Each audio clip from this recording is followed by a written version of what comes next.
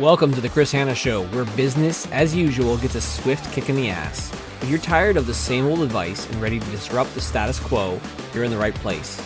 I'm cutting through the noise with bold strategies, unfiltered truths, and a no-nonsense approach to entrepreneurship, video marketing, and content creation. Buckle up, because it's time to level up, stand out, and dominate your market. This isn't just another podcast, it's a wake-up call for entrepreneurs and would-be aspiring solopreneurs who are all in. Let's get started. All right, this one might get me in a little bit of trouble, but I'm going to be talking about something that I've been thinking about for a while. I've been worried to put this episode out because, well, again, it might get me in trouble a little bit. But like, if you're selling to cheap-ass clients, it's time to do an upgrade. Upgrade your client roster for better return on investment. Because maybe you've got clients that are nickeling and diming you. And if you do, it's all your fault. You see, you've trained them to see you as cheap, and that has to stop now. The clients you work with define your business.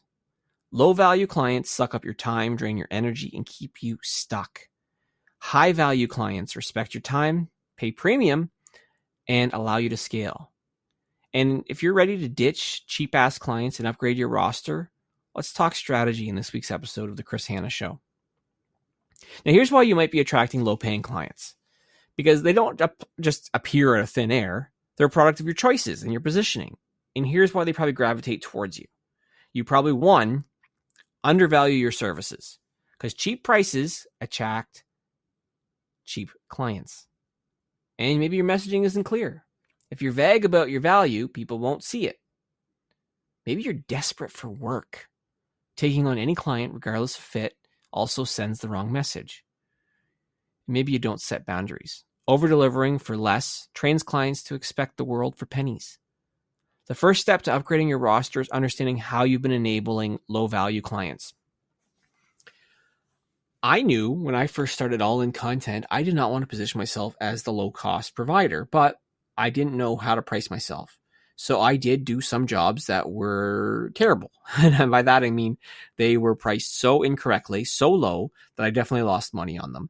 It was a way to obviously first establish myself and understand more of what the process was going to be like. But I also understand, like, why did some of these people reach out? Well, because I wasn't clear on my messaging and I undervalued my services. And I was definitely desperate for work early on. But what I find interesting, and I'm not going to name names of people who reached out, but I had a number of people who reached out who tried nickeling and diming me, trying to negotiate down on price. And of course, early on, I said, yeah, I can do that. What's interesting, there's a conversation I had with one company. I remember, like, she kept going back and forth asking for the world. And I kept saying, yeah. She ended up not working with me. And I was like, well, you know what? She's not my right client. But it taught me a lesson. Like, working with some of these people who cheap out on you are not the people I want to work with because they're a pain in the ass.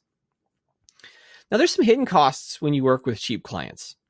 Because you might be thinking, like, low-paying clients are better to work with than no clients, but that's a myth. They actually cost you a lot. They cost you time, they cost you energy, they cost you reputation. The worst part, cheap clients keep you from reaching the clients who actually see your worth. You see, cheap clients demand more for less. They leave you less time for higher value work. They also give you constant questions, revisions, and complaints that drain your mental bandwidth. And then working with low-budget clients position you as the bargain option, which I never personally wanted to be seen as that ever. So you want to attract high-paying clients. Upgrading your client roster starts with positioning yourself as a premium option. Here's how you do it. First, raise your prices. Premium clients don't want cheap. They want value. Raise your rates, signals confidence and quality. 2, define your ideal client. Get crystal clear on who you want to work with. What do they value? What problems do they need solved? 3, refine your messaging. Your website, social media, sales pitches should scream premium.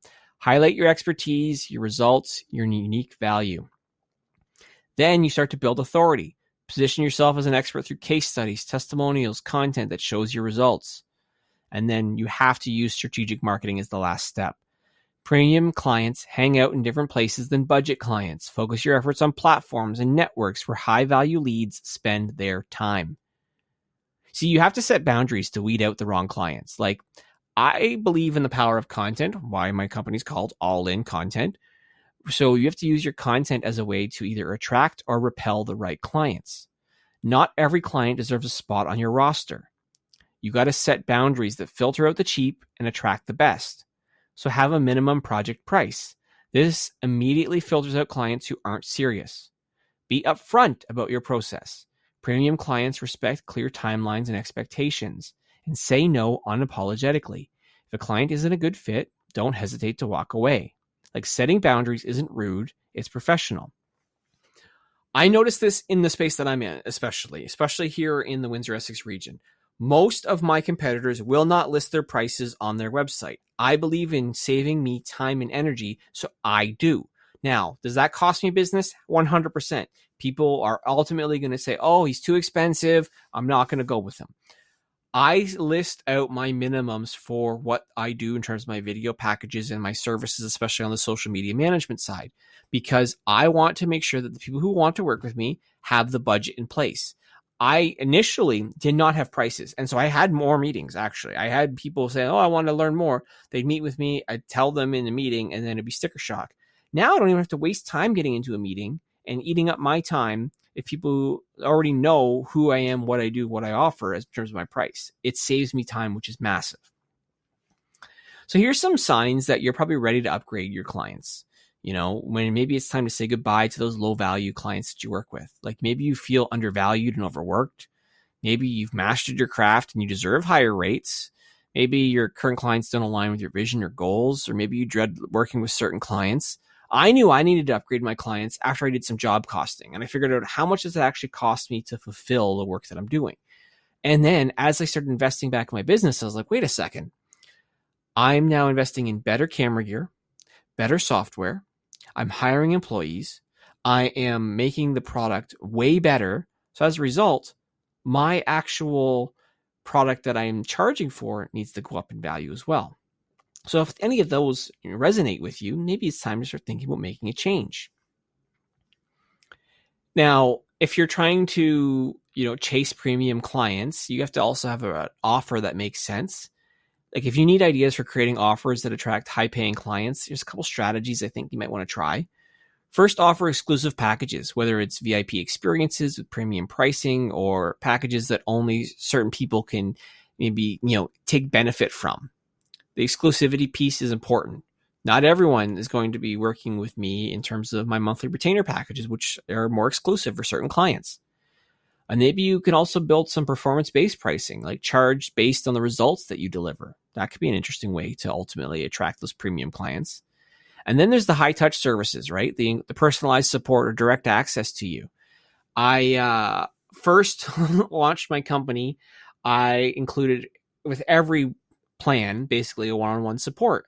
Now I've since pulled that out, but I only reserve that now for the highest paying clients, right? Not the clients that were initially paying like the low prices that I initially had, but the highest ones get access to me directly and they get full done for you support. Not everyone gets that now. You just got to figure out what makes sense to align the rates and to attract clients, I guess, that align with your talent and your expertise. Like, I've worked for my fair share of cheap clients over the years in different industries too. When I first started my business, though, I thought any client was a good client. Over time, I realized that low-paying gigs kept me stuck, burnt out, frustrated, unable to grow. The game changed when I started valuing my time and my expertise. I had to raise my rates, I set boundaries, and I focused on attracting the right people, clients who respected my work and were happy to pay for it. But let me tell you, the shift was incredible. Here's what I've learned. You don't need every client. You need the right clients, the ones who get it, the ones who value your expertise and want to invest in results. So if you're tired of working with clients who drain you, take a hard look at your roster. Let go of the ones who aren't a fit and make room for the clients who will take your business to the next level. Trust me, they're out there. You just have to level up to meet them. I regularly review now my clients, especially my retainer clients, to determine whether they are ones that I should continue to work with. Like, I go month to month. Some of them are on yearly contracts. I know for some renewals that I'm probably not going to continue to work with them. Either we're going to decide mutually or I'm going to decide myself that I need to move on. You got to go and upgrade your roster. and you got to work with clients who pay you what you're worth. At the end of the day, you know what to do. You got this. All right, that's a wrap for today's dose of reality on the Chris Hanna Show. If you're fired up and ready to kick some serious ass, then I've done my job. But remember, knowledge without action is just wasted breath. So what are you going to do? Sit around and let opportunities pass you by? Or are you going to step up and take what's yours? The choice is yours, but don't expect sympathy if you choose the easy road. If you've got value from today's episode, smash that subscribe button, leave a review, or share it with somebody who needs a wake-up call. Don't keep this gold to yourself unless you're afraid of a little competition. Stay bold, stay hungry, and remember, always go all in. Until next time, this is Chris Hanna signing off. Now go out there and take what's yours.